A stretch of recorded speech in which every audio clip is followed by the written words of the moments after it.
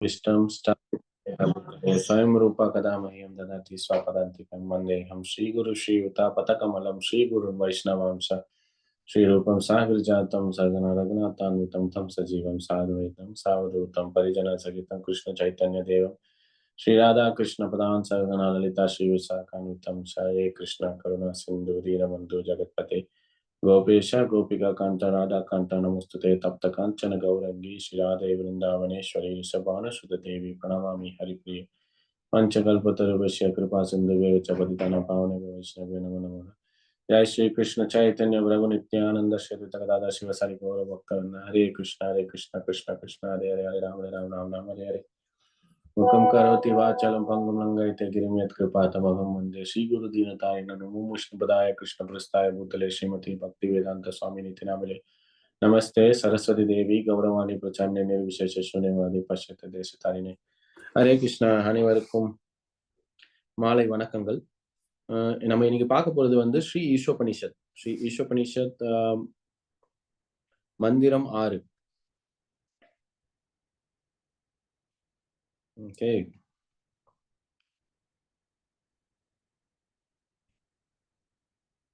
Sachin Hare Krishna. So நான் உங்களுக்கு share பண்றேன் ஸ்கிரீனை.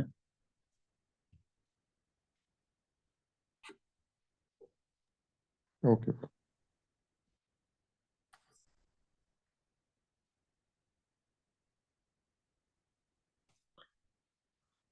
ஹரே கிருஷ்ணா கிருஷ்ண கிருஷ்ண ஹரே ராம்.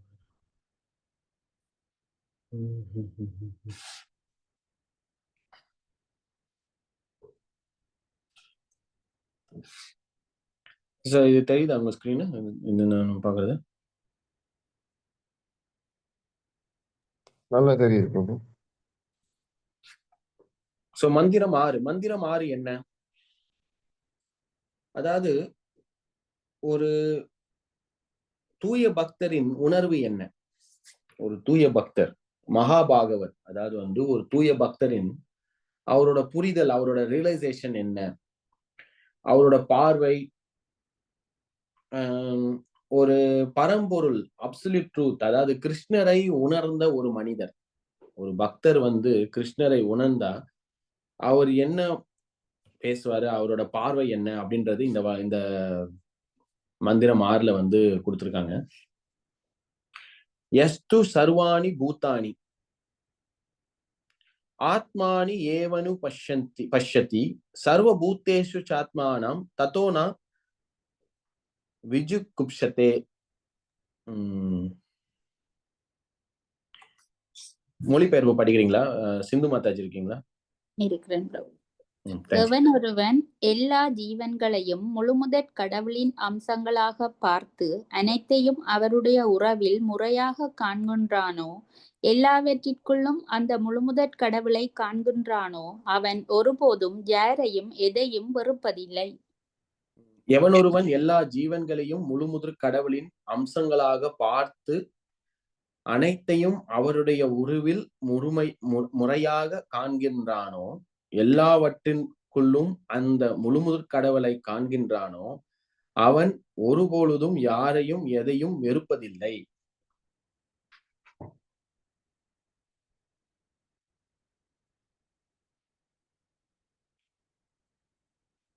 சரி, மந்திரம் 6 யார் சொல்ல முடியும்? என்ன பார்த்தேன் இப்போ?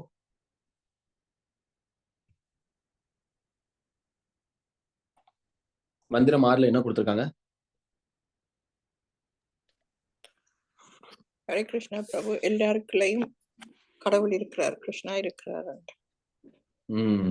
எல்லாவற்றையும் கடவுள் இருக்கிறார். ஓகே,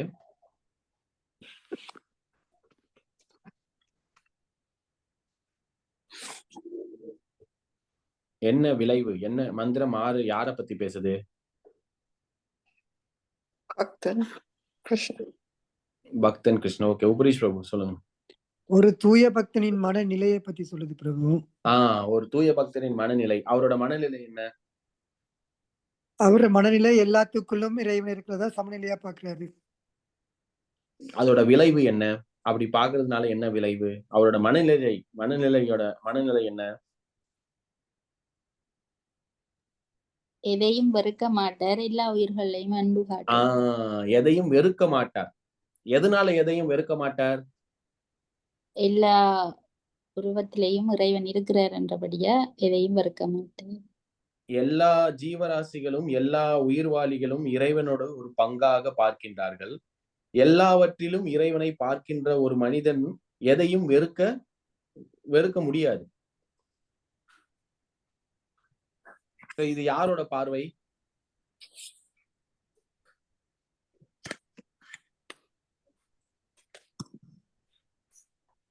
இது யாரோட பார்வை? யார் இப்படி பார்க்கின்றார்? தூய பக்தனின் பார்வை.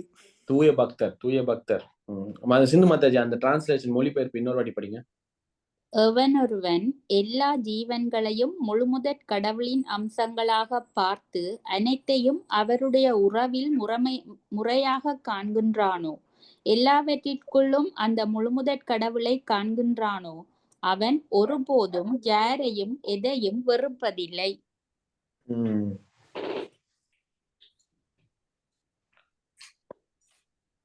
சோ இதுல நம்மளுக்கு தூய பக்தரின் பார்வை தருது. நம்மளோட பார்வை என்ன? நம்ம ஜெனரலா எப்படி பார்ப்போம்? நம்ம இந்த உலகத்தில் இருக்கின்ற ஜீவராசிகள் நம்மளோட பார்வை எப்படி இருக்கும்?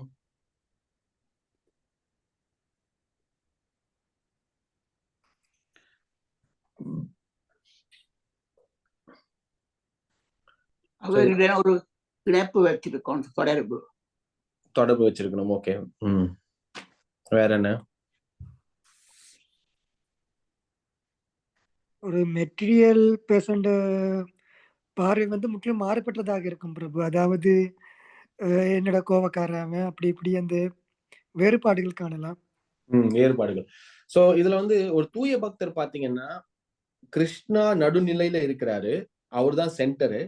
அவரை சுத்தி விஷயங்கள் இருக்கிறத கிருஷ்ணர் வழியாக பார்க்கிறார்கள். கிருஷ்ணரை தவிர்த்து எந்த ஒரு விஷயத்தையும் பார்ப்பதில்லை.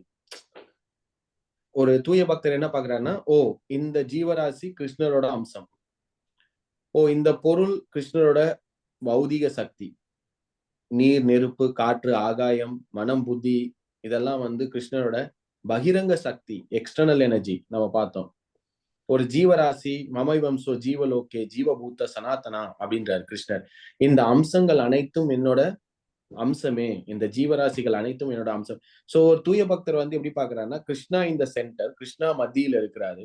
அவரோட உறவு மூலமாக அவரோட எப்படி இந்த உறவு வச்சிருக்கார்கள். சோ அப்படி பார்க்கும் பொழுது ஒரு வெறுப்பு அறிவு மாட்டுகிறது, ஒரு வேறுபாடு வரமாகிறது, ஒரு தெளிவான பார்வையாக இருக்கிறது. எல்லா ஜீவராசிகளும் கிருஷ்ணரோட அம்சங்கள். சோ ஆனா நம்மளோட பார்வை எப்படி இருக்குன்னா, இந்த பௌதிக உலகத்துல எல்லாரோட பார்வைனா கிருஷ்ணா சென்டர் கிடையாது, நம்ம சென்டர். நான் மத்தியில இருக்கேன், என்னோட உறவு பிரதிபலிக்கிறது. எல்லாமே என்னோட உடல் ரீதியான சம்பந்தம் வழியாக பார்க்கின்றோம். இது எனக்கு பிடிக்குது, இது எனக்கு பிடிக்கல. செல்ஃப் சென்டர்ட் மென்டாலிட்டினா very conscious of my self. அப்படின்னா என்னோட உணர்தல் ரொம்ப முக்கியத்துவமாக இருக்கிறது. நான் எப்படி ஃபீல் பண்றேன், நான் எப்படி உணர்கிறேன், இந்த கட்டமைப்பில், இந்த சிச்சுவேஷன், இந்த சூழ்நிலையில் எனக்கான திருப்தியான விஷயங்கள் எப்படி இருக்கிறது அப்படின்றத கண்ணோட்டத்துலதான் நம்ம வாழ்ந்து கொண்டிருக்கோம். எனக்கு எது பிடிக்கும், எனக்கு எது பிடிக்காது, என்னோட உறவுகள் யாரு எனக்கு நண்பர்கள், யார் எனக்கு தீங்கவர்கள் அப்படின்ற ஒரு மத்தியில பாடிலி கான்சியஸ்னஸ், அதாவது என்னோட உடல் ரீதியான சம்பந்தம் வழியாக இந்த உலகத்தை நாம் பார்த்து கொண்டிருக்கிறோம். சோ அதுதான் ஒரு இம்பார்ட்டன்ட். சோ இந்த பௌதிகவாதிகள் இந்த உடலை இன்பம் பெறுவதற்கான ஒரு ஆயுதமாக பார்க்கிறார்கள். பௌதிகவாதிகள் இந்த உடலை ஒரு இன்பம் தரும் ஒரு கருவியாக பார்க்கின்றார்கள். ஆனா ஆன்மீகவாதிகள் இந்த உடலை இந்த பிரபஞ்சத்தை விட்டு வெளியேறும் வகையான ஒரு கருவியாக பார்க்கிறார். ஆத்மா, உடல் இரண்டும் வெவ்வேறு. இந்த எல்லா ஆத்மாவுக்கும் உடல் கிடைக்கிறது. பௌதிகவாதி என்ன பார்க்கறான், இந்த உடல் is a source of enjoyment அப்படின்னு நினைக்கிறான். இந்த உடல் இருந்துன்னா நான் என்ஜாய் பண்ணலாம், எனக்கு வந்து ஒரு ஒரு கட்டமைப்பான உடல் தேவை, வலிவான ஒரு உடல் தேவை, அழகான ஒரு உடல் தேவை, எனக்கு ஒரு அம்சமான உடல் தேவை. ஏனென்றால் அந்த உடலை வைத்துக்கொண்டு என் புலன்களை திருப்தி சொல்வதற்கான ஒரு வழியை நான் வகுத்துக் கொள்வேன். இந்த உலகத்தில் நான் நன்றாக ஜாலியாக இருக்க போறேன் அப்படின்னு அந்த உடலை வந்து ஒரு ஒரு கருவி, அதாவது வந்து ஒரு இன்பத்தை தரக்கூடிய ஒரு கருவியாக நினைக்கின்றான். அது முற்றிலும் தவறானது. உடல் என்றுமே வந்து நம்மளுக்கு வந்து இன்பம் தருவதை விட துன்பமே அதிகமாக தருகிறது. ஒரு ஒரு ஒரு கட்டமைப்பில் வந்து அப்படி ஒரு அழுத்தத்தில் நாம் வாழ்த்து கொண்டிருக்கிறோம். Force, suffering. ஆனா ஆன்மீகவாதிக்கான அறிவு எப்படின்னா, இந்த உடல் வந்து ஒரு ஒரு முள்ளால் எடுக்கிற மாதிரி இந்த உடலை சரியாக பயன்படுத்தினால் மற்றொரு உடலை நாம் பெறுவதற்கான வாய்ப்பை தவிர்க்கலாம் அப்படின்னு பார்க்கலாம். இந்த உடலை நாம் நன்றாக பயன்படுத்தினால் அது ஒரு சாவி மாதிரி. இந்த மனித உடல் வந்து ஒரு சாவி மாதிரி. இந்த மனித உடலை சரியாக பயன்படுத்தினால் மற்றொரு உடல் வருவதற்கான வாய்ப்பை நாம் வென்று விடலாம், மோட்சத்தை அடையலாம். அது வந்து ஒரு ஆன்மீகவாதியோட. அப்போ வந்து எப்பெல்லாம் நான் வந்து இன்னைக்கு பாகவதம் படிக்கும்போது இதான் டாபிக் டிஸ்கஷன். அதாவது ஒரு மனிதன் தன் உடலை இன்பம் தருவதற்கான ஒரு கருவியாக நினைத்தால் அவனுக்கு ஆன்மீகம்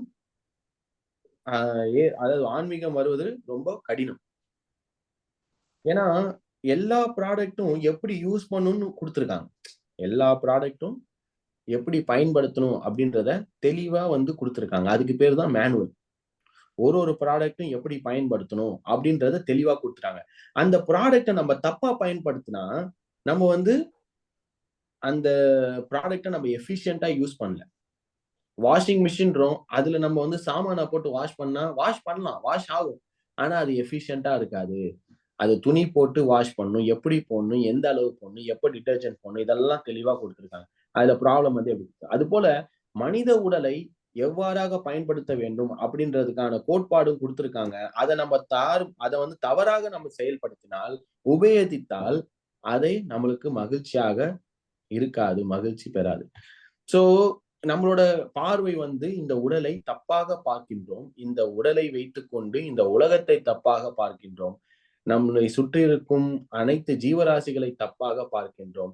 இப்ப வந்து ஒரு ஒரு வெஸ்டர்ன் வேர்ல்ட்ல வந்து ஒரு குழந்தைகிட்ட வந்து ஒரு மாடை காமிச்சா அவங்க என்ன பாக்குறாங்க, oh look at this is my stake அப்படின்றான், இது நான் சாப்பிடக்கூடியது அப்படின்றான். ஒரு ஆடை பார்த்தா அப்படிதான் யோசிக்கிறான், ஒரு ஒரு பன்றியை பார்த்தா அப்படிதான் யோசிக்கிறான். ஏனென்றால் அவங்களோட அந்த உடலில் இருக்கின்ற அந்த ஆத்மாவை அவர்களால் பார்க்க முடியவில்லை. அந்த ஜீவராசி வந்து அந்த உடலில் மாட்டிக்கொண்டிருக்கிறது. கட்டுண்ட ஆத்மா அந்த ஜீவராசி அந்த உடல் அமைப்பில் ஏதோ ஒரு கர்ம வினையினால் அந்த ஜீவராசி அந்த உடலில் மாட்டிக்கொண்டிருக்கிறது. அதை அவர்களால் பார்க்க முடியவில்லை. ஏனென்றால் அவர்களுக்கு போதுமான அறிவு இல்லை. அவங்களோட ரிலேஷன் எப்படி பாக்குறாங்க, ஓ இது நான் சாப்பிடக்கூடியது, இது நான் சாப்பிட முடியாதது, இது என்னோட நண்பன், எல்லாம் தன்னோட உடல் திருப்தியின் பார்வையினால பார்க்கின்றாங்க. இது வந்து ஒரு சாதாரண ஒரு பௌதிகவாதியின் ஒரு பார்வை. ஆனா இந்த வசனத்துல என்ன கொடுத்திருக்காங்க, அவங்க என்ன கொடுத்துறாங்க, இந்த இந்த இந்த பார்க்கக்கூடிய அனைத்தும் கடவுளின் ஒரு அம்சமே. Everything is form of the lord, everything is emanation from the lord. அஹம் சர்வஸ்ய பிரபவோ மத்த சர்வம் பிரவர்த்தந்தே. கிருஷ்ணர் சொல்ற, நீங்க பார்க்கக்கூடிய அனைத்து விஷயம் என்னிலிருந்து வரக்கூடிய ஒரு விஷயமே.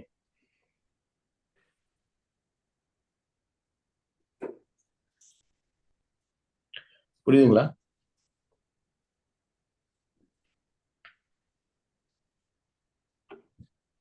கண்டினியூ பண்ணலாமா?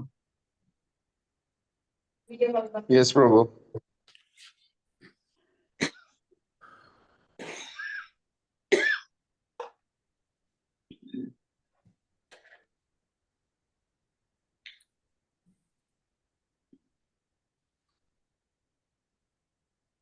சோ அதுக்கப்புறம் வந்து என்ன சொல்றாங்க, இந்த வசனம் வந்து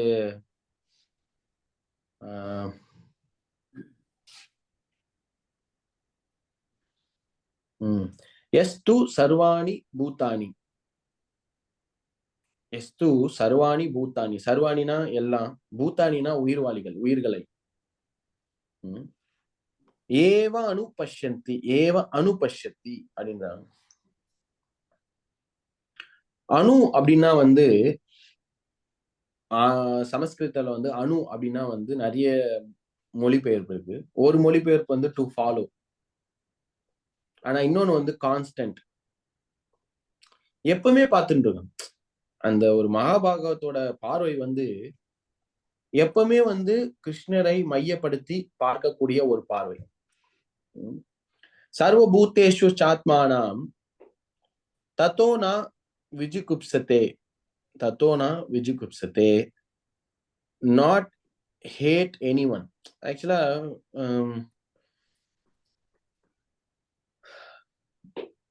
ஒரு வேற்றுமை வெறுப்பதில்லை, வெறுப்பதில்லை. ஏன் அப்படின்னா எல்லாரையும் சமநிலையா பார்க்கணும். ஒரு மகாபாகவத்தோட பார்வை வந்து எவ்ரி ஒன் இஸ் ஈக்குவல். அதுதான் வந்து எல்லாருக்கும் விருப்பம். இந்த உலகத்துல வந்து எல்லாரையும் வந்து ஒழுங்கா ட்ரீட் பண்ணணும், ஈக்குவலா ட்ரீட் பண்ணணும் அப்படின்றாங்க. அதுக்குதான் இந்த யுஎன் நேஷனு, அதுக்கப்புறம் இந்த உலக நாடுகள் தலைவர்கள்லாம் வந்து போராடுறாங்க. எங்களுக்கு வந்து தீண்டாமையை ஒழிக்கணும், ரேசிசம் ஒழிக்கணும், எல்லாரையும் ஈக்குவலா ட்ரீட் பண்ணணும் அப்படின்றாங்க. ஆனா உடல் அளவுல அது முடியாது. ஏன்னா உடல் அளவுல வந்து அவன் வந்து என்ன செய்யறான், நீ வந்து பணக்காரன், நான் வந்து ஏழை, நீ கருப்பு, நான் வெள்ளை, நீ வந்து நார்த் இந்தியன், நான் சவுத் இந்தியன், நீ இது அது, நீ தமிழ் பேசுறவன், நான் இது பேசுறவன், நான் அந்த லாங்குவேஜ். ஸோ இந்த மாதிரி நிறைய வேற்றுமைகள்லாம் பார்க்கும்போது அந்த ஒழுங்கா அவனால வந்து ட்ரீட் பண்ண முடியல. ஆனா வந்து ஆத்ம ரீதியில வந்து ஒரு ஒரு மகாபாகவத் வந்து எல்லாரையும் வந்து ஈக்குவலா ட்ரீட் பண்றான். அவனுக்கு வந்து வெறுப்பு கிடையாது. இவன் வந்து உன்னை வந்து எனக்கு பிடிக்கல, இவனை எனக்கு பிடிக்குது. அப்பாற்பட்ட நிலை, டிரான்சிடென்டல். அதுதான் வந்து இங்க வந்து நம்ம என்ன பேசணும்னா டிரான்சிடென்டல் அப்படின்றோம். டிரான்சிடென்டல்னா முக்குணங்களுக்கு அப்பாற்பட்டவை, முக்குணங்களுக்கு அப்பாற்பட்டவை.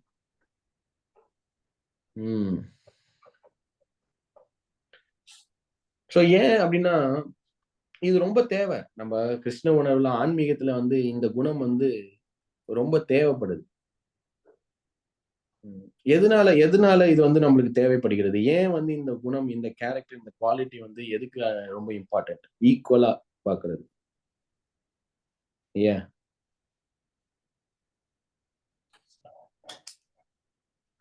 எதனால நம்ம எல்லாரையும் ஈக்குவலா பார்க்கணும்?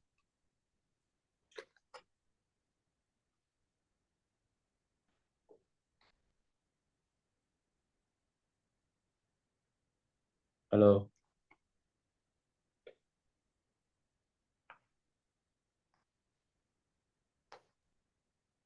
ஹரிகிருஷ்ணா. நம்ம எல்லாம் வந்து ஒரு ஆத்மா அப்படின்ற ஒரு பிளாட்ஃபார்முக்கு வரணும். நம்ம வந்து நீங்க சொன்ன மாதிரி நார்த் இந்தியன், சவுத் இந்தியன், டால், ஷார்ட், பணக்காரன், ஏழை அதெல்லாம் பார்க்காம இருக்கணும். நம்ம ஒரு சோலுன்ற மாதிரி மீடியம் பிளாட்ஃபார்ம்ல இருக்கணும்ன்றதுக்காக. அப்புறம் வேற எதற்காக? நாங்க ஒருத்தரோட சண்டை பிடிக்க மாட்டோம். ஈகோ, பொறாமை வராது. சண்டை வராது. மற்றவங்கள எரிச்சல் வராது. நீங்க ஹாஸ்பிட்டல் போனீங்கன்னு வச்சுக்கோங்க, ஹாஸ்பிட்டல்ல வந்து முக்காவாசி பேஷண்ட் அடிச்சுக்க மாட்டாங்க. இந்த ஜெயில எல்லாம் அடிச்சுப்பாங்க, மத்த இடத்துல எல்லாம் வந்து மத்தவங்க எல்லாம் அடிச்சுப்பாங்க, கிளாஸ் ரூம்ல அடிச்சுப்பான். ஆனா ஹாஸ்பிட்டல்ல, ஏன்னா அவனும் ஒரு ட்ரீட்மெண்ட்டுக்கு வந்திருக்கான், நானும் ஒரு ட்ரீட்மெண்ட். நான் எப்ப சாவ போறான், அவன் எப்ப சாவ போறான்னு தெரியல, அவன் லொக்குன்னு இருக்கான், நான் ரத்த வாந்தி எடுத்துட்டு இருக்கேன். 2 பேரும் அடிச்சுக்க மாட்டாங்க. ஏன்னா நல்லா இருக்கேன், ஏதோ போதுப்பா, நீ எவ்வளவு நாள், நான் 5 நாள், நீ எவ்வளவு நாள், நான் 4 நாள்ல போயிடுவேன்ப்பா. இந்த மாதிரி ரொம்ப, ஏன்னா அவனுக்கு தெரியும் இவனும் வந்து ஏதோ ஒரு வியாதியில தான் இப்ப ஹாஸ்பிட்டல் வந்திருக்கான், நானும் ஏதோ வியாதியில தான் வந்து 2 பேருமே ரொம்ப கஷ்டப்பட்டு இருக்கோம். சோ அப்போ வந்து அவனுக்கு வந்து அந்த ஒரு மனப்பக்குவத்துல இருக்கனால வந்து நம்ம வந்து டாக்டர் கிட்ட கேட்க மாட்டோம், டாக்டர் என்ன நீங்க அவனுக்கு மட்டும் 4 மாத்திரை கொடுக்குறீங்க, எனக்கு மட்டும் 2 மாத்திரை கொடுக்குறீங்க, எப்படி நான் மட்டும் என்ன கம்மியா ஃபீஸ் பண்றேன், எனக்கு மட்டும் ஏன் கம்மியா கொடுக்குறீங்க, அவனுக்கு உயிருக்கு போறேன், அவனுக்கு orange colour, red colour, yellow colour மாத்திரை, எனக்கு வெறும் ஒயிட் கலர் மட்டும் தரீங்க, என்ன நான் என்ன தப்பு பண்ணேன், ஏன் அவனுக்கு மட்டும் எக்ஸ்ட்ராவா டியூப் போடுறீங்க, எனக்கு வந்து டியூப் கம்மியா? இது மாதிரிலாம் நம்ம பிரச்சனை பண்ணுவோமா? இந்த மாதிரி நம்ம போயிட்டு சண்டையா போட போறோம் இல்ல. ஏன்னா வந்து நம்மளுக்கு புரியுது, ஓ அவருக்கு ஒரு ட்ரீட்மெண்ட், அவருக்கு ஒரு கஷ்டம், அவர் ஒரு நிலையில இருக்காரு. எனக்கு ஒரு ட்ரீட்மெண்ட், எனக்கு ஒரு கஷ்டம், எனக்கு ஒரு வேற மாதிரியான ட்ரீட்மெண்ட். சோ அது மாதிரி இந்த உலகத்தில் இருக்கக்கூடிய அனைத்து ஜீவராசிகளும் தத்தளித்துக் கொண்டிருக்கிறதுங்க. இந்த ஓஷன் ஆஃப் நீசன்ஸ், இந்த அறியாமை கடலில் தத்தளித்துக் கொண்டிருக்கிறார்கள். நம்ம பொறாமப்பட்டு எதுக்கு சண்டை போட்டு நம்ம புரிஞ்சுக்கிட்டோம்னு வச்சுக்கேன், எனக்கும் உடல் போக போகுது, அவனுக்கும் உடல் போக போகுது. வசன்சி ஜீதானி யதா விஹாயா, இந்த இந்த குளோத் எப்படி வந்து பழைய உடல், நான் பழைய துணி எப்படி கழட்டு போறனோ, அதே மாதிரி மற்ற ஜீவராசிகளும் வந்து ஜீவ ரீதியாக அனைவரும் சமமே, எதுக்கு சண்டை? உடல் ரீதியாக வேற என்ன, எதற்காக சமமாக பார்க்க வேண்டும்?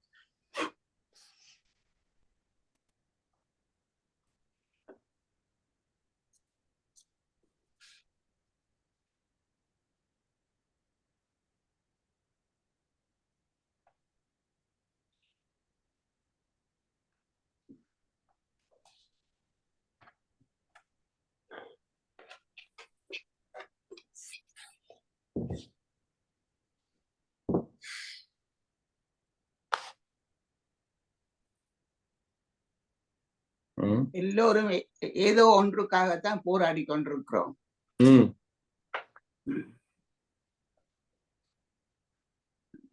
கரெக்டுமா. அந்த ஏதோ ஒன்று கிருஷ்ண கான்சியஸ், கிருஷ்ண உணர்வு, அது ஒன்றுதான் இந்த உலகத்துல ஒரு குறைபாடு. அதுதான் எல்லாருக்கும் கிடைக்க மாட்டேது. அதுதான் நம்மளுக்கு போராடு, அதுதான் நம்ம தேடிட்டு இருக்கோம். உபரிஷ் பிரபு.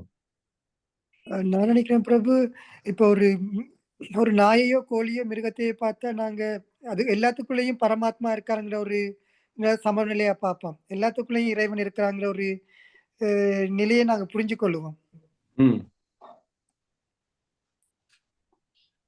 அதுதான் வந்து நம்ம அப்பதான், அதனாலதான் நம்ம வந்து அது ஒரு சுவைக்கோ அல்லது வந்து தன்னோட திருப்திக்காக உயிரை நம்ம மதிப்போம். இல்லைன்னா நம்மளோட இப்ப எல்லாரும் என்ன நினைக்கிறாங்க, ஓ இதுல வந்து ஜீவசிய ஜீவனம், நம்மளோட பிலாசபி நம்மளுக்கே கொடுப்பாங்க. ஒரு உயிர்வாளி வாழ வேண்டும் என்றால் மற்றொரு உயிர்வாளி இறக்க வேண்டும், அதுதான் விதி. அதுதான் வந்து உலகத்தின் விதி கூட, இயற்கையின் விதி அதான். நம்ம வந்து செத்த ஒரு பொருளை சாப்பிட்டு உயிர் வாழ முடியாது, ஓகே ஒத்துக்கிறோம். ஆனா அதற்காக வந்து மிருகத்தை தான் சாப்பிடணும்னு ஒண்ணும் கட்டளை இல்லை. கிருஷ்ணர் சொல்றாரு, பத்திரம் புஷ்பம் பழம் தோயம். என் கிருஷ்ணருக்கு தெரியாதா முட்டை கவிச்சி அந்த மாதிரிலாம் சாப்பிடணும்னு சொல்லியிருப்பானா? சரி, இந்த சமமான நிலை வந்து ஒரு விதத்துல நம்ம வந்து டெவலப் பண்ணாதான் நல்லது பண்ண தோணும். நல்லது பண்ண தோணும். நம்ம வந்து பிரச்சாரம் பண்ண முடியும், மத்தவங்களுக்கு வந்து ஆன்மீக தத்துவத்தை கொடுக்க முடியும். நம்ம அந்த பார்வையை எடுத்துட்டு வந்தா ரொம்ப சுலபமா இருக்கும். ஏன்னா வந்து நம்மளோட வாழ்நாள் முழுவதும் நம்மளுக்கு பிடித்தவங்களுக்கு நல்லது பண்ணணும்னு நினைப்போம், நம்மளுக்கு பிடிக்காதவங்களுக்கு கெட்டது பண்ணணும்னு நினைப்போம். சமநிலை இருந்தாதான் எல்லாருக்குமே நல்லது பண்ணணும், எல்லாருக்குமே வந்து ஒரு இந்த கிருஷ்ணா கான்சியஸ், கிருஷ்ண உணர்வை கொடுக்கணும். எல்லாருமே ஜீவராசிகள் தான். நம்ம வந்து அப்ப இல்லைன்னா நம்ம என்ன பண்ணுவோம், ஓ அவன்லாம் எடுத்துக்க மாட்டான், அவன்லாம் ரொம்ப பேசுவான், இவன் பண்ணுவான், அவன்லாம் இது மாதிரி, அந்த மாதிரி நம்மளோட மனப்பக்குவத்துல இருந்தோம்னா நம்மளால அவங்களுக்கு கொடுக்க முடியாது. ஏன்னா நம்ம வந்து என்ன பண்றோம், ஜீவராசியாக பார்க்காமல் பௌதீக தகுதியை நாம் எடுத்துக்கொள்கிறோம். சோ அந்த விதத்துல வந்து நம்மளால வந்து முழுமையாக உண்மையாக உதவ முடியாது. சோ அது வந்து ரொம்ப இம்பார்ட்டன்ட். எப்படி வந்து இந்த பார்வையை வளர்த்துக் கொள்ளலாம்? எப்படி இந்த பார்வையை நம்ம வளர்த்துக் கொள்ளலாம்?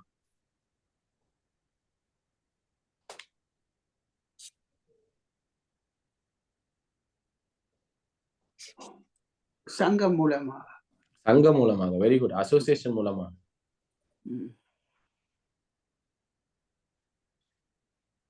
நம்ம வந்து சிஸ்டமேட்டிக்கா சீட பரம்பரையில் வரக்கூடிய அந்த பரம்பரை மூலமாக வரக்கூடிய அந்த அறிவுனாலையும் சங்கம்னாலையும் அந்த பரம்பரை மூலமாக வரக்கூடிய அந்த அறிவை நாம் ஏற்றுக்கொண்டால்,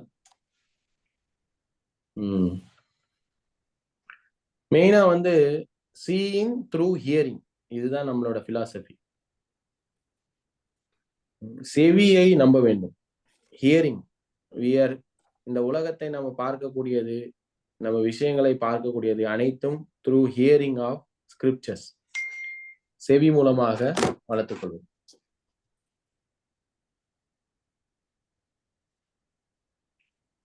சரி, நாம் பொருளுரை படிக்கலாம். சிந்து மாதாஜி ஒரு பேராகிராஃப் படிக்கிறீங்களா? ஃபர்ஸ்ட் பேராகிராஃப் ஷேர் பண்ணுவோம். சாரி, ஒரு நிமிஷம்.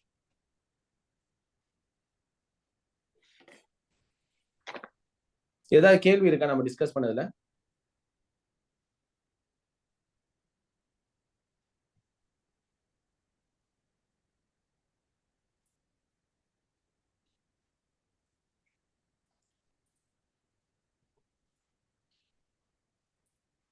ஸ்கிரீன் எல்லாருக்கும் தெரியுதா? தெரியுது பிரபு. சரி, படிங்க மாதாஜி. இது பரமபுருஷ பகவானின் உறவில் எல்லாவற்றையும் காணக்கூடிய மிக பெரிய நபரான மகா பாகவதரை பற்றிய விளக்கமாகும். முழுமுதற் கடவுளின் தோற்றம் 3 தளங்களில் உணரப்படுகிறது. உணர்வின் மிக தாழ்ந்த தளத்தில் இருப்பவன் கனிஷ்ட அதிகாரி எனப்படுகின்றான். அவன் தன்னுடைய மத நம்பிக்கைக்கேற்ப கோயில், தேவாலயம் அல்லது மசூதிக்கு சென்று மத நூலின் விதிகளுக்கேற்ப வழிபாட்டில் ஈடுபடுகின்றான். இந்த நிலையிலுள்ள பக்தர்கள் கடவுள் வழிபாட்டு தலத்தில் மட்டுமே இருக்கின்றார் என்றும் மற்ற இடங்களில் இல்லை என்றும் நினைக்கின்றனர். அவர்களால் ஒருவர் பக்தி தொண்டின் எந்த நிலையில் இருக்கின்றார் என்பதை உறுதிப்படுத்த இயலாது. முழுமுதற் கடவுளை உணர்ந்தவர் யார் என்பதையும் அவர்களால் கூற முடியாது. அத்தகு பக்தர்கள் வழக்கமான சடங்குகளை பின்பற்றுகின்றனர். ஒரு வகையான பக்தியினை மற்றொன்றை காட்டிலும் சிறந்ததாக எண்ணி சில நேரங்களில் அவர்கள் தங்களுக்குள் சண்டையிடுகின்றனர். இத்தகு கனிஷ்ட அதிகாரிகள் உண்மையில் பௌதீகமான பக்தர்கள் ஆவர். அவர்கள் பௌதீக எல்லையை கடந்து ஆன்மீக தளத்தை அடைவதற்கான முயற்சியில் இருப்பவர்கள். ஓகே, நீங்க யாரை பத்தி பேசுறாங்க?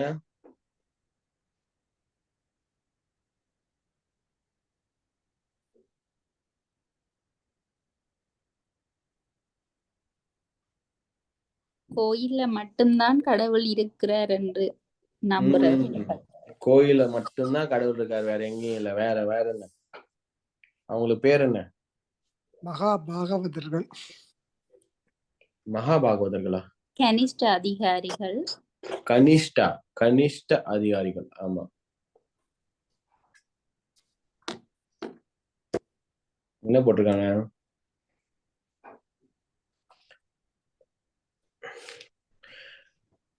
முழு முதற் கடவுளின் தோற்றம் 3 தளங்களில் உணரப்படுகிறது. உணர்வின் மிக தாழ்ந்த தளத்தில் இருப்பவன் கனிஷ்ட அதிகாரி. நான் என்ன சொல்றேன்னா, இப்போ வந்து கடவுள், இது மகாபாகவத்தோட விஷன்ல நம்ம இங்க வந்து என்ன கொடுத்திருக்காங்க, மகாபாகவத்ன்றது வந்து உத்தம அதிகாரி, உயர்நிலையில இருக்கக்கூடிய ஒரு பக்தர். இந்த பக்தர்கள்ல வந்து 3 கேட்டகரியா பக்தர்கள் பிரிக்கிறாங்க. டிவோட்டிஸ் இருக்காங்க, பக்தர்கள் இருக்காங்க. இந்த பக்தர்கள்ல வந்து 3 வகையான பக்தர்களாக பிரிக்கிறாங்க. ஃபர்ஸ்ட் வந்து கனிஷ்ட அதிகாரி, இரண்டாவது மத்தியம அதிகாரி, மூன்றாவது உத்தம அதிகாரி. இந்த 3 வகையான பக்தர்கள். இது வந்து ஹைரார்கி. ஃபர்ஸ்ட் கனிஷ்ட அதிகாரி, மத்தியம அதிகாரி, அப்புறம் உத்தம அதிகாரி. இந்த 3 பேரும் வந்து பகவானை உணர்றாங்க, அதாவது கிருஷ்ணரை உணர்றாங்க. Realisation of the absolute truth. எப்படி வந்து உணர்றாங்க, எப்படி வந்து ஒரு பரம்பொருளை வந்து எப்படி உணர்றாங்க, எப்படி பகவானை உணர்றாங்க அப்படின்றதுக்கான ஒரு இங்க கொடுத்திருக்காங்க. ஆனா இந்த வசனத்துல கொடுத்திருக்கிறது வந்து மகாபாகவத்னா உத்தம பக்தி, உத்தம அதிகாரி. அதாவது எல்லாரையும் வந்து ஜீவராசிகளாக பார்க்கிறார். எல்லா ஜீவராசிகளும் கிருஷ்ணரோட ஒரு அம்சமாக பார்க்கிறார்கள். கிருஷ்ணர் எல்லா இடத்துலயும் சீற்றிருக்கிறார் அப்படின்றத பாக்குறாங்க. சோ இப்ப என்ன பண்றாங்கன்னா, இப்ப வந்து கனிஷ்ட அதிகாரினா யாரு, அவரோட உணர்தல் எப்படி, அவர் வந்து எப்படி கிருஷ்ணரை வந்து உணர்றாரு, அப்படி அவர் வந்து எப்படி பகவானை உணர்றாரு அப்படின்றத கொடுக்குறாரு. புரியுதா? சோ நான் இப்ப என்ன பண்றேன்னா, நான் இப்ப அந்த கனிஷ்ட அதிகாரி திருப்பி ரீட் பண்றேன், நீங்க நோட் பண்ணிக்கோங்க. ஏன்னா அதுக்கப்புறம் நான் ரீட் பண்ணக்கப்புறம் திருப்பி கேட்பேன், அவரோட புரிதல் என்ன, அவரோட உணர்தல் என்ன, அவரோட செயல் என்ன, அவர் என்ன மாதிரியான உணர்தல் புரிதல் இருக்கு அப்படின்றது. ஓகேங்களா, நான் ரீட் பண்றேன். சோ கனிஷ்ட அதிகாரி அவன் தன்னுடைய மத நம்பிக்கைக்கேற்ப கோவில், தேவாலயம் அல்லது மசூதிக்கு சென்று மத நூலின் விதிகளுக்கேற்ப வழிபாட்டில் ஈடுபடுகிறான். இந்த நிலையில் உள்ள பக்தர்கள் கடவுள் வழிபாட்டு தலத்தில் மட்டுமே இருக்கின்றார் என்றும் மற்ற இடங்களில் இல்லை என்றும் நினைக்கின்றனர். அவர்களால் ஒருவர் பக்தி தொண்டின் எந்த நிலையில் இருக்கின்றார் என்பதை உறுதிப்படுத்த இயலாது. முழுமுதற் கடவுளை உணர்ந்தவர் யார் என்பதையும் அவர்களால் கூற முடியாது. அத்தகு பக்தர்கள் வழக்கமான சடங்குகளை பின்பற்றுகின்றனர். ஒரு வகையான பக்தியினை மற்றொன்றை காட்டிலும் சிறந்ததாக எண்ணி சில நேரங்களில் அவர்கள் தங்களுக்குள் சண்டையிடுகின்றனர். இத்தகு கனிஷ்ட அதிகாரிகள் உண்மையிலே பௌதிகமான பக்தர்கள் ஆவார்.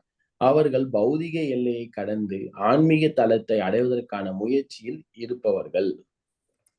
சரி, கனிஷ்ட அதிகாரினா யாரு?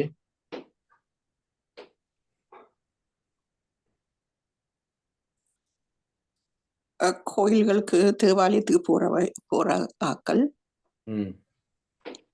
தங்களோட மத நூல்களை பின்பற்றி அதுக்கேற்ப கடவுளை வழிபடுவார். ஓகே, வேற? கோயில்ல மட்டும்தான் கடவுள் இருக்கிறாரு நினைக்கிறது. விக்கிரத் அந்த கோயில்ல போவாங்க, கோயில்ல போய் விக்கிரத்தை பார்ப்பாங்க, விக்கிரத்துல இருக்க சாமி இருப்பாங்க. சோ கோயில்ல இருக்க விக்கிரத்துல அதுல மட்டும்தான் சாமி இருக்கு, மத்த எங்கேயுமே சாமி இல்ல அப்படின்னு நினைக்கிறேன். ஓகே, வேற?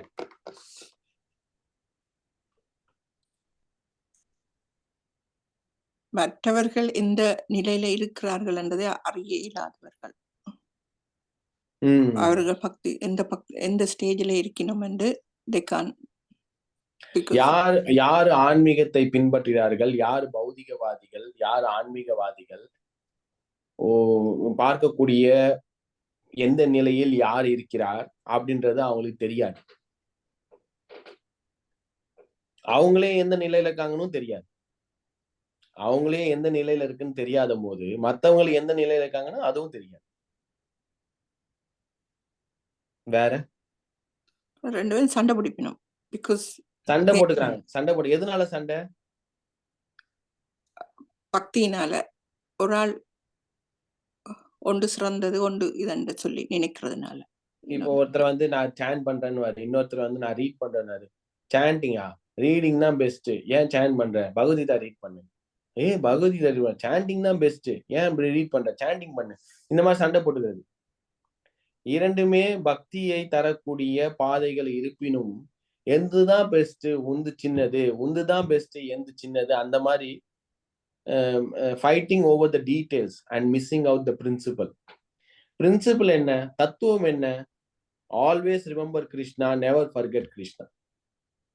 கிருஷ்ணரை நினைப்பது, கிருஷ்ணரை மறக்க கூடாது. அது எந்த நவவீத பக்தின்றாங்க. நவவீத பக்தினா hearing, chanting, remembering, worshipping, praying, serving, being a servant, surrendering. இந்த மாதிரி நவவீத பக்தி நிறைய இருக்கு. சமணம், கீர்த்தனம், விஷ்ணு ஸ்மரணம், பாத சேவனம், வந்தயம், தாசியம், ஆத்ம நிவேதனம். சோ இதெல்லாம் இருக்கு. சோ இதுல வந்து ஒண்ணு சிறந்தது ஒண்ணு தாழ்ந்ததுன்னு சொல்ல முடியும். சோ இதுல சண்டை வரும். இவர்கள் ஆலயம் மட்டும் செல்வதால் இறையுணர்வு பெறுவது கடைசியாக இருக்கிறார்கள். இறையுணர்வு கடைநிலையோ இது வந்து கடைசியில இந்த தாழ்ந்த நிலையில இருக்கக்கூடிய பக்தர்கள். அதுக்கப்புறம் என்ன மாதிரியான பக்தர்கள்?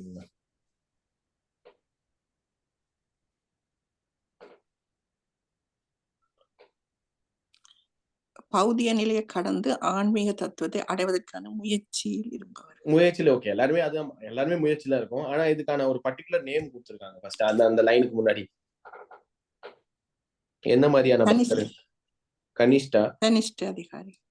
கனிஷ்ட அதிகாரி வந்து பௌதிகமான பக்தர்கள். பௌதிகமான பக்தர்கள், மெட்டீரியலிஸ்டிக் டிவோட்டிஸ். அப்படின்னா பௌதிகமான பக்தர்கள்னா டக்குன்னு ஏதாவது ஒரு தேவைனா கடவுள் தேவை, தேவை பூர்த்தி ஆனதுக்கு அப்புறம் கடவுள் தேவையில்லை. அந்த மாதிரியான ஒரு பிளக்சுவேட்டிங்கான ஒரு சிச்சுவேஷன். எப்பெல்லாம் தேவை இருக்கோ அப்ப நான் கோயில் போவேன். சோ ஒரு மெட்டீரியலிஸ்டிக் கால்குலேஷனோட பக்தி பண்றது. மெட்டீரியலிஸ்டிக் கால்குலேஷன்னா ஒரு ஒரு ஒரு ஆசை, ஒரு பௌதிக ஆசை இல்லைன்னா பௌதிக விஷயம் பூர்த்தி செய்ய வேண்டும் அப்படின்ற ஒரு காரணத்துக்காக பக்தியை நாடுவது.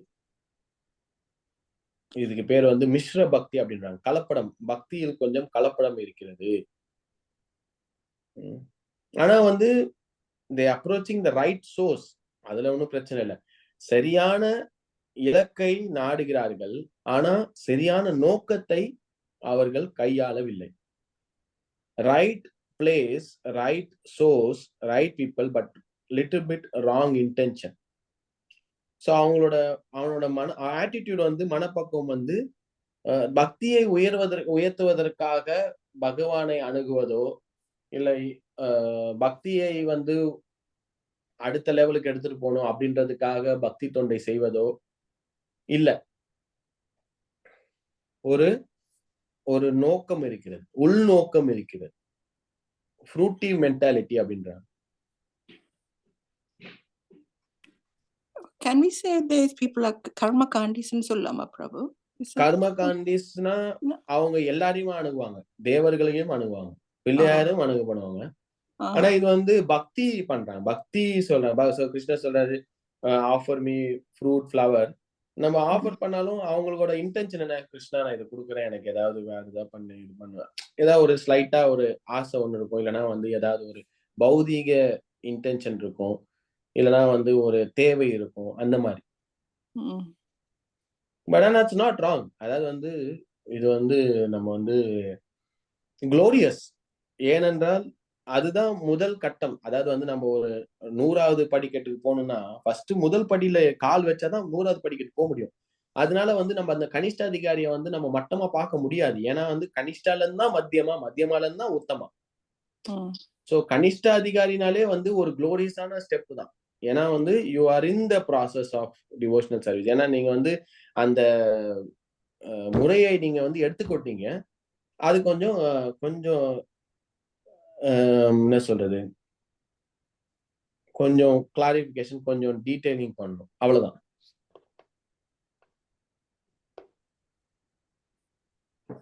கனிஷ்ட அதிகாரி புரியுதா? சோ இது வந்து கனிஷ்ட அதிகாரி in terms of realising the absolute. இதுலயே வந்து நம்ம நிறைய இருக்கு, நிறைய புக்ல இது வந்து இது பேசுவாங்க. கனிஷ்ட அதிகாரி அவரோட சங்கம் எப்படி வச்சுப்பாரு, கனிஷ்ட அதிகாரி அவரோட பிஹேவியர் எப்படி இருக்கும், கனிஷ்ட அதிகாரி அவரோட, அதெல்லாம் வந்து வேற ஒரு புக்ல கொடுத்துருக்காங்க. ஈஸ்வரோபனிஷத் பொறுத்தவரையும் இந்த கனிஷ்டா, மத்தியமா, உத்தமா வந்து எப்படி பாக்குறாங்கன்னா, அவங்க வந்து அவங்களோட உணர்வு எப்படி இருக்கு, கிருஷ்ணாவை எப்படி உணர்றாங்க. சோ கிருஷ்ணர் வந்து ஒரு கோயிலுக்கு போறாங்கன்னா கோயில்ல கிருஷ்ணர் இருக்காரு, நானும் அவர் டைரக்டா டீல் பண்ணிக்கிறேன், அவ்வளவுதான், வேற யாரும். சோ அவங்களுக்கு பொறுத்தவரையும் வந்து they don't have much association with devotees. அவங்களோட அந்த சங்கத்தை வந்து தவிர்ப்பாங்க.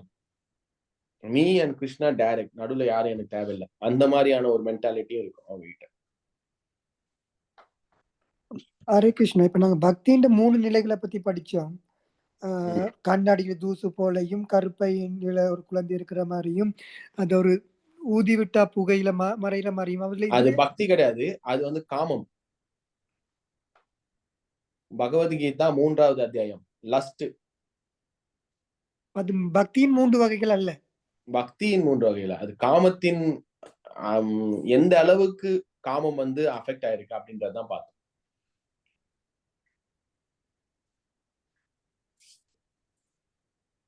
பக்தி ஒரே ஒண்ணுதான். பக்தி எப்பவுமே வந்து தூய்மையானது ஒன்னே ஒண்ணுதான். அதை கையாளும் முறைகள் வேற வேற, ஏனென்றால் கையாளும் ஆட்கள் வேற வேற, அவ்வளவுதான். பக்தி எப்பவுமே சூரியன் ஒண்ணுதான். அதை நீங்க எந்த கண்ணாடி வலையாக பாக்குறீங்க அதுதான் முக்கியம். சோ கண்ணாடி தான் பிரச்சனை, சூரியன் பிரச்சனை கிடையாது. அது பச்சை கலர் கண்ணாடி போட்டா பச்சை கலர்ல தெரியும். அந்த மாதிரி அந்த பக்தர்கள் எப்படி அதை பண்றாங்க அப்படின்றதுதான், அந்த பக்தர்கள் எந்த நிலையில இருக்காங்க அதை பத்தி தான் பேசுறாங்க. சோ பக்தி எப்பவுமே பியூர், பக்தி இது வந்து டாப் மோஸ்ட்.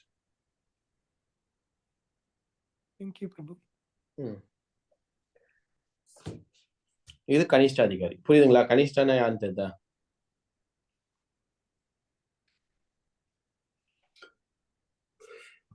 அடுத்து நம்ம போலாம். அடுத்து வந்து நம்ம அடுத்த நிலை பிரபு எஸ் மாதாஜி, சொல்லுங்க மாதாஜி. இதுல கொடுத்திருக்கு முழுமுதற் கடவுளை உணர்ந்தவர் யார் என்பதையும் அவர்களால் கூற முடியாதுண்டு. அப்படின்னா ஒருத்தர பக்தி நிலை எந்த அளவுல இருக்குண்டு இன்னொருத்தரால கணிக்க முடியுமா? அது எப்படி? அதுதான் அடுத்த நிலை. அடுத்த நிலை பக்தர்களால முடியும். அது என்னன்றதான் பார்க்க போறோம். தேங்க்யூ.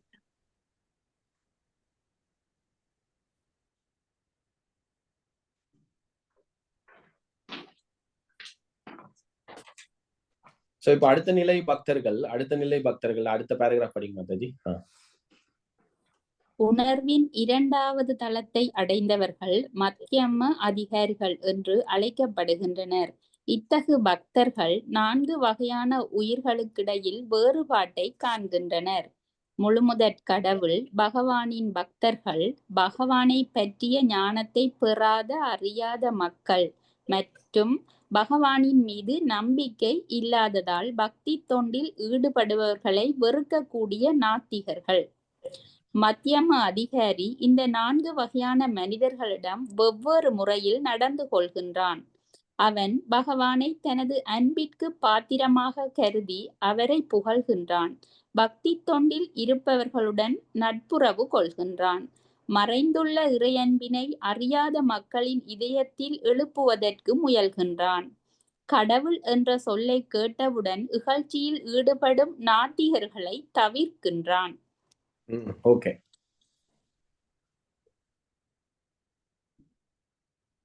உங்க கேள்விக்கு ஆன்சர் வந்துச்சா?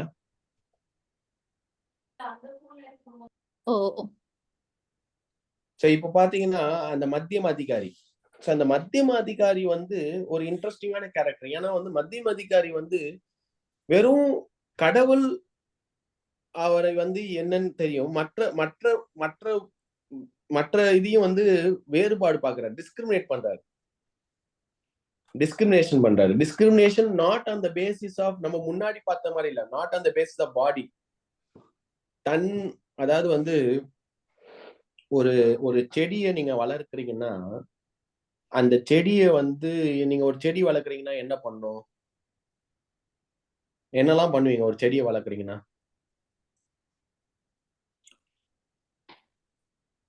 ஃபர்ஸ்ட் ஆஃப் ஆல் செடியை பிளான் பண்ண வேணும். பிளான் பண்ணணும். ஓகே. நட்டணும், செடியை நட்டணும். செடியை வளர்க்கணும்னா செடியை நட்டணும். Okay, super. வேற? ட்ரீட் பண்ணணும், போட்ட பண்ணணும். தண்ணி போடணும், அதுக்கான உரம் போடணும். ஓகே, வேற? அடுத்தது? வெதரால அஃபெக்ட் பண்ணாம சேவ் பண்ணணும்.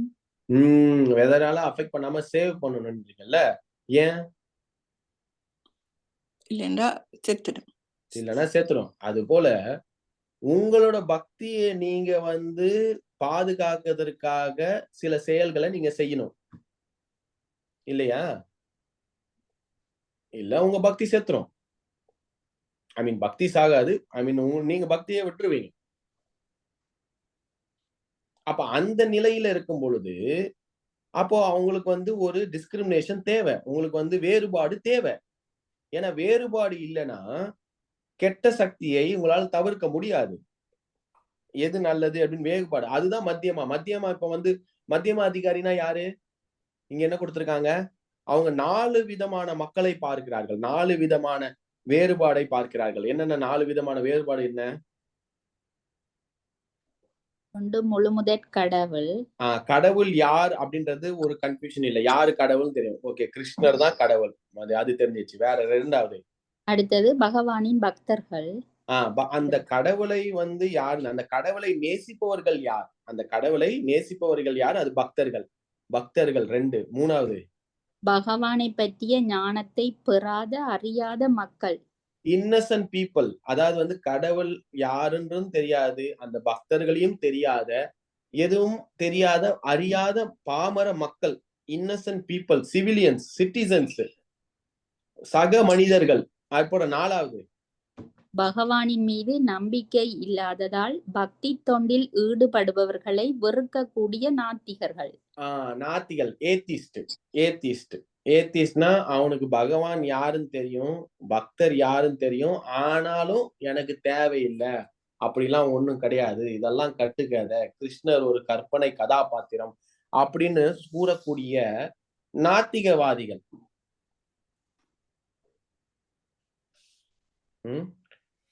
நாத்திக பேசுகின்ற நாத்திக. சோ இந்த மத்தியம அதிகாரி 4 வகையான விஷயங்கள் கையாளு, 4 விதமான மக்களை பார்க்கிறார். வேற யாரா இருக்காங்களா? இல்ல, இந்த 4 தான். இந்த நாளும் தான் பக்தியின் நிலையா? இல்ல இந்த 4த்தையும் அவன் வேறுபாடு பண்றான், டிஸ்டிங்விஷ் பண்றான். ஏன்னா முதல்ல கனிஷ்ட அதிகாரி என்ன பிரச்சனை இருந்து? கனிஷ்ட அதிகாரி நீங்க சொன்னீங்களே, ஒரு வசனம் பேசுனீங்க, அதுல என்ன பிரச்சனை? கனிஷ்ட அதிகாரி என்ன பிரச்சனை?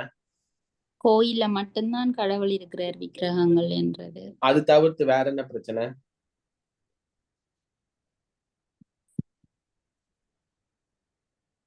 மத நூல்களை பின்பற்றி கடவுளை வழிபடுறது. அதுக்கப்புறம்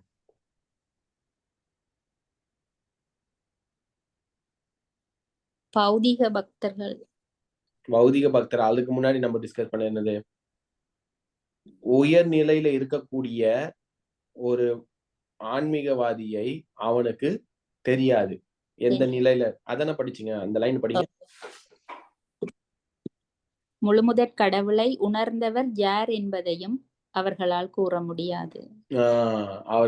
அவனுக்கு தெரியாது நாத்திகன் யாரு, அறியாமையில் இருக்கக்கூடிய இன்னசென்டான ஒரு பக்தியில் வரக்கூடிய வாய்ப்பை பெறக்கூடிய ஒரு சாதாரண மக்கள் யாரு, பகவான் யாரு, சக பக்தர்கள் யாருன்றது தெரியாது. சரி, இந்த மத்தியம அதிகாரியில அந்த டிஸ்கிரிமினேஷன் இருக்கு, அந்த கிளாரிட்டி இருக்கு. சோ அப்ப அவன் எப்படி டீல் பண்றான், எப்படி அவன் பழகுறான், பகவானோட என்ன பண்றான் மத்தியம அதிகாரி?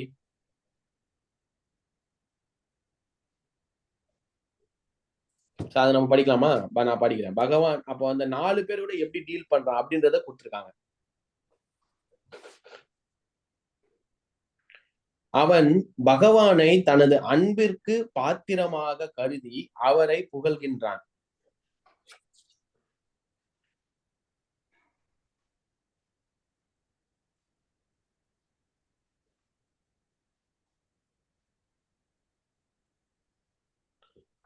அவன் பகவானை அன்பிற்கு பாத்திரமாக கருதி அவரை புகழ்கின்றான். பக்தி தொண்டில் இருப்பவர்களுடன் நட்புறவு கொள்கிறான். மறைந்துள்ள இறையின்பினை அரிய மக்களின் இதயத்தில் எழுப்புவதற்காக முயல்கின்றான். கடவுள் என்ற சொல்லை கேட்டவுடன் இகழ்ச்சியில் ஈடுபடும் நாத்திகர்களை தவிர்க்கின்றான். சோ பகவான் இப்ப 4 பேரை டிஸ்கிரிமினேட் பண்ண, யாரு 4 பேரை டிஸ்கிரிமினேட் பண்றான்?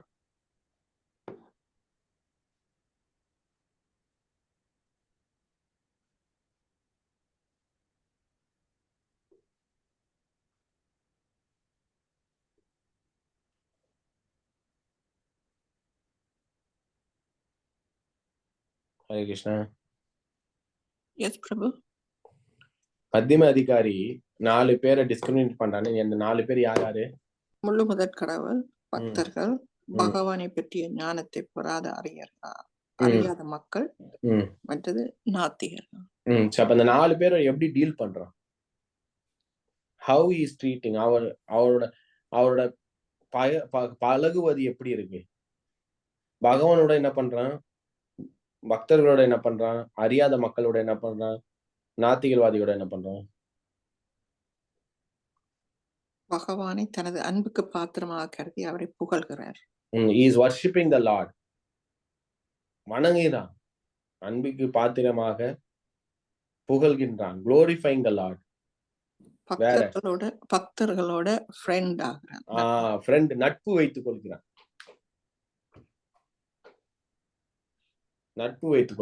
பக்தர்களோட நட்பு வைத்துக் கொள்கிறான். பகவானை பற்றிய ஞானத்தை பெறாத ஆக்களுக்கு அவைக்கு கடவுளை பற்றி எடுத்து சொல்றார். He is preaching to the innocent. Yes. He is preaching. அதாவது preachingனா தமிழ்ல என்ன வரும்? கடவுளை பற்றி உபதேசிக்கிறது, இல்லைன்னா கடவுளை பற்றி சொல்றது, எப்படியாவது அவங்கள கடவுள் பக்கம் எடுத்துட்டு வர்றது. அதுக்கப்புறம் நாத்திகவாதிகள் என்ன பண்றான்? தவிர்க்கிறான். சோ இது அந்த கனிஷ்ட அதிகாரில இருந்து மத்தியம அதிகாரி கொஞ்சம் உயர்தரமா இருக்கு. தெரியுதா உங்களுக்கு? ஏன்னா அவன் வந்து அந்த பக்தியை பாதுகாக்க விரும்புகிறான். இது அவனோட சுயநலத்துக்காக பண்ணவில்லை. அந்த பக்தி செடியை பாதுகாப்பதற்காக பண்ணக்கூடிய விஷயங்களில் எப்படி வந்து பகவானை உணர்கிறான்? பகவானை வந்து is considering god as object of his love. என் காதல், என் அன்புக்கு இருக்கக்கூடிய, வணங்கக்கூடிய, என் அன்பை பெறக்கூடிய ஒரு பொக்கிஷமாக இருக்கக்கூடிய மனிதன் பகவான். என் நட்பு வந்து யார் கூட நட்பு வச்சுக்க, சங்கம் யாரோட, பக்தர்களோட வச்சுக்கணும். அப்ப நம்மளுக்கு தெரியும் நம்ம எந்த நிலையில இருக்கோம்னு. நம்மளோட அன்பு எங்க நம்ம செலுத்துறோம், நம்மளோட சங்கம், நம்மளோட ஃப்ரெண்ட்ஷிப் யாரு, நம்மளோட ஃப்ரெண்ட்ஸ் யாரு, நம்ம யாரை அவாய்ட் பண்றோம், நம்ம பக்தர்களை அவாய்ட் பண்றோமா, பக்தியை அவாய்ட் பண்றோமா, பகவான் கிருஷ்ணரை அவாய்ட் பண்றோமா? அதே மாதிரி நம்மளோட ப்ரீச்சிங், நம்மளோட டைம் எங்க ஸ்பெண்ட் பண்றோம், நம்மளோட சிந்தனை என்ன? நம்ம ஒரு மனிதரை பாக்குறோம், அவர் நல்ல மனிதனா இருக்காரு, நல்ல குணங்கள் இருக்கு, அவருக்கு வந்து நல்ல உடல் இருக்கு, நல்ல மனப்பக்குவம் இருக்கிறது, நல்ல வேலை, நல்ல குடும்பம் இருக்கு. அப்ப நம்ம என்ன நினைக்கிறோம்? நம்ம வந்து நீ எப்பா நல்லா இருக்கப்பா, நல்ல கார் இருக்கு, நல்ல வீடு இருக்கு, நல்ல குடும்பம் இருக்கு, நல்லப்பா, சூப்பர்ப்பா, நல்லா இருப்பா அப்படியே நினைக்கிறோம். இல்ல, நம்ம வந்து கஷ்டப்படுறோம். என்னப்பா உனக்கு வந்து, ஆனா அவங்க கிட்ட சொல்ல முடியாது. நீ நல்லா இருக்கு, நல்ல வீடு இருக்கு, நல்ல குடும்பம் இருக்கு, ஆனா உனக்கு வந்து கிருஷ்ண உணர்வு இல்லையே, அதை நான் எப்படி தரது? என்னதான் நீ வந்து ஒரு கோடீஸ்வரன், பௌதிக ரீதியாக மிக பணக்காரனாக, மிக கோடீஸ்வரனாக இருந்தாலும் கூட ஆத்ம ரீதியாக உனக்கு அந்த செல்வம் இல்லையே. அப்படிதான் பாக்குறான். இப்ப அந்த மத்தியம அதிகாரி என்ன பாக்குறான்? உனக்கு வந்து நீ வந்து உனக்கு தெரியல, உனக்கு வந்து இது வந்து ஒரு விலை முடிக்க முடியாத ஒரு பொக்கிஷம்.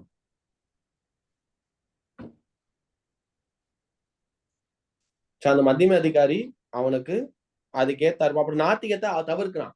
ஒரு நாத்திகம் இல்ல கடவுள்லாம் போய் எதுவுமே கிடையாது, எல்லாம் மாயை, எல்லாம் வந்து தப்பு அப்படின்ற பேசவன் வந்து அவன் டைம் வேஸ்ட் பண்றது இல்லை, அவன் தவிர்க்கிறான். இல்ல வேணாம், இது வந்து எனக்கு வந்து எந்த ஒரு விதத்திலும் எனக்கு வந்து ஒரு பலனை அளிப்பதில்லை, நான் நேரத்தை வீண் அளிக்க வேண்டாம் அப்படின்றது தவிர. இது மத்தியம அதிகாரி. புரியுதுங்களா? கனிஷ்ட அதிகாரி, மத்தியம அதிகாரி கிளியரா? ஏதாவது டவுட் இருக்கா?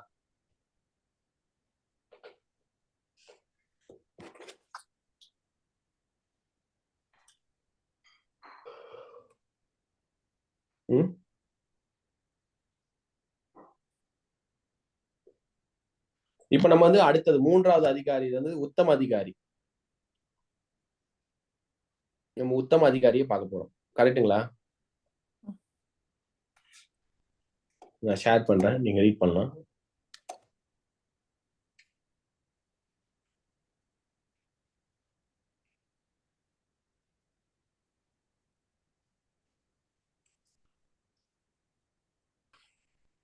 இந்த பேஜ் தெரியுது எல்லாருக்கும்? தெரியுது பிரபு. படிங்க. மத்தியம அதிகாரிக்கு மேலே உத்தம அதிகாரி இருக்கின்றார். அவர் எல்லாவற்றையும் முழுமுதற் கடவுளின் உறவில் காண்கின்றார். அத்தகு பக்தர்கள் நாத்திகனுக்கும் ஆத்திகனுக்கும் இடையில் கூட வேறுபாட்டை காண்பதில்லை. மாறாக அனைவரையும் கடவுளின் அம்சங்களாக காண்கின்றார். அவர் நன்கு கற்றறிந்த பிராமணருக்கும் தெருவிலுள்ள நாய்க்கும் இடையில் உண்மையான வேற்றுமை ஏதுமில்லை என்பதை அறிந்துள்ளார். ஏனெனில் தத்தமது முந்தைய வாழ்வில் செய்த செயல்களின் வெவ்வேறு தன்மைகளுக்கேற்ப அவர்கள் வெவ்வேறு உடல்களில் பந்தப்படுத்தப்பட்டுள்ள போதிலும் இருவரும் பகவானின் அம்சங்களே.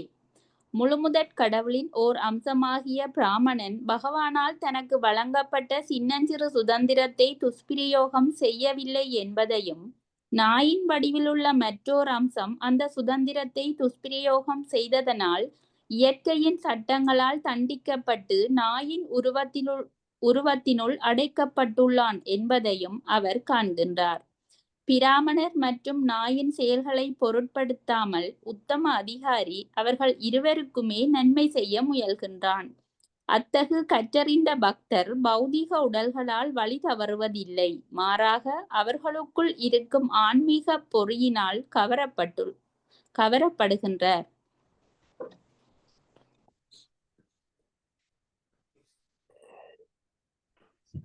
உத்தம அதிகாரினா யாரு? அவர்தான் மந்திரம் 6ல சொல்லப்பட்டார். அவர்தான் மந்திரம் 6ல சொல்லப்பட்டார். ஏன்னா மத்தியம அதிகாரி வந்து ஒரு வேறுபாடு பார்க்கிறார், டிஸ்கிரிமினேட்டிங் பண்றாரு, இது இவரு இப்படி இவரு அப்படின்னு. ஆனா உத்தம அதிகாரி பொறுத்தவரையும் அனைத்துமே ஆத்மாக்கள், அனைத்துமே ஆத்மாக்கள். ஒரு நாயும் பிராமணாவும் ஈக்குவலா பாக்குறாரு. வினயா வித்யா வினய சம்பன்னே பிராமண அகவி அஸ்தினி, பகவத்கீதால கொடுத்த மாதிரி 5:18. அவர் பார்வை எப்படி இருக்குன்னா, ஒரு பிராமணரும் ஒரு நாயும் சமம்ன்றாரு. ஏன்னா பிராமணர் வந்து அவர் கொடுத்திருந்த அந்த சுதந்திரத்தை ஒழுங்காக பயன்படுத்தினால் மனித வாழ்வு பெறுகிறார். இந்த நாயில் உடலில் இருக்கக்கூடிய அந்த ஆத்மா கொடுக்கின்ற அந்த சுதந்திரத்தை துஷ்பிரயோகம், அதாவது தவறாக பயன்படுத்தினால் இந்த உடல் கிடைத்து விட்டது, கர்ம வினையினால் இந்த உடல் கிடைத்து விட்டது.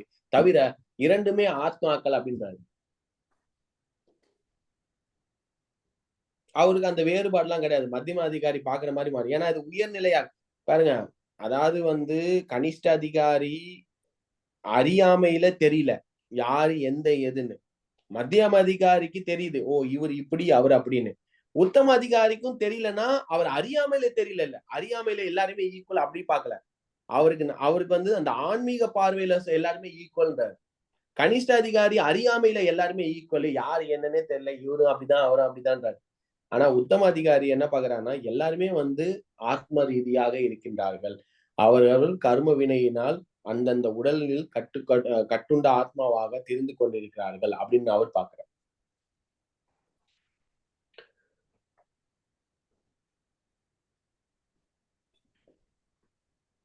சோ அது வந்து உத்தம அதிகாரி. உத்தம அதிகாரி வந்து உயர்நிலையில இருக்கக்கூடிய அந்த கண்ணோட்டம்.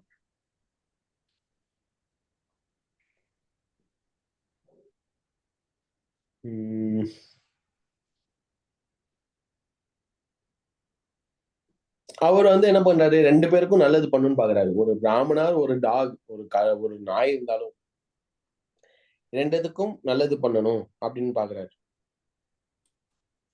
ஏன்னா அவர் வந்து உடல் ரீதியான வேறுபாடை விட ஆத்ம ரீதியான அந்த ஆத்மாவுக்கு அவர் வந்து ஈர்க்கப்படுகிறார். He is just seeing attracted to the spark, not the body.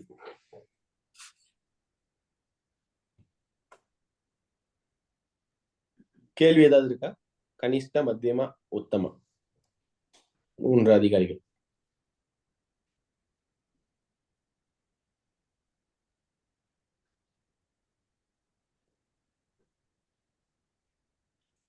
தெளிவா இருக்கு?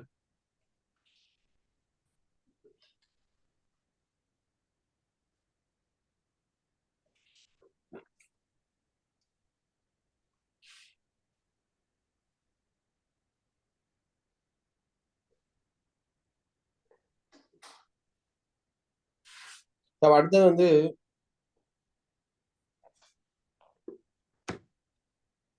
இந்த உத்தம அதிகாரி போல காட்சி அடிக்கும்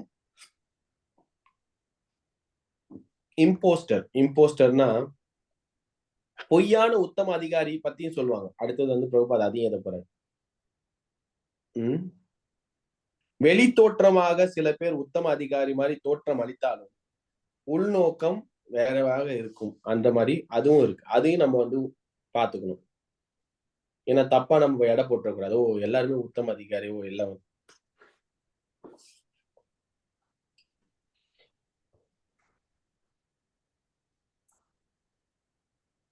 கேள்வி ஏதாவது இருக்கா?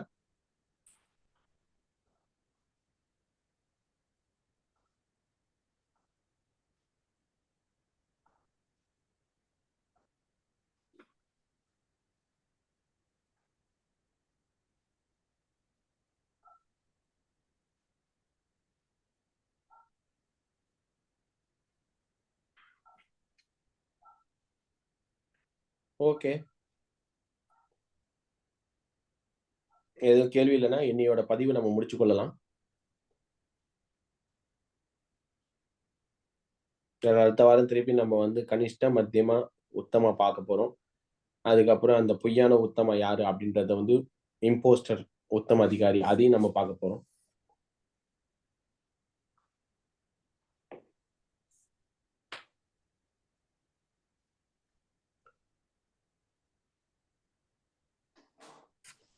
ஓகே, ஹரே கிருஷ்ணா. தேங்க்யூ. அனைவருக்கும் ரொம்ப நன்றி. பிரபுபாதிக்கு ஜெய். ஹரே பிரபு. Thank you, Thank you, Prabhu. Prabhu. Thank you for Thank your you, time. Thank you. Sachin, Hare Krishna.